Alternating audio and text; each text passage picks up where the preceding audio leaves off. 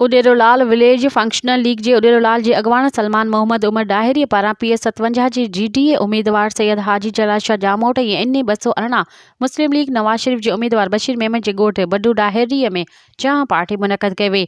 इन मौक़े ते सैयद हाजी जलाल शाह जामोट ऐं बशीर मेमन जिन अवामी मेड़ खे मुख़ातिब थींदे चयो त ज़िले मटियाली में 32 सालनि खां हिकु ई ख़ानदान क़ाबिज़ आहे, जंहिं लाइ GDA मुस्लिम लीग नवाज शरीफ जी मुशावरत सां मटियाली ज़िले जे क़ौमी सीट ते नवाज लीग उम्मीदवार बशीर मेमन ऐं सूबाई सीट ते फंक्शनल लीग तरफ़ां सैयद हाजी जलाल शाह जामोट खे सीट ॾिनी वई आहे।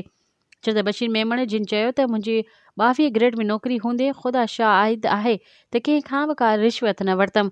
अॼु अवां मटियाली ज़िले जी अवाम खे अपील था कयूं त ख़ुदा हाणे समझदार थियो, वक़्तु अची वियो आहे। 70 सालनि जी ग़ुलामी खां आज़ादु थियो। 8 फेबरवरी ते मथियों ठपो शींहं ते ऐं हेठियों वोट तारे ते हणी पंहिंजी आज़ादी जो सबूत ॾींदा।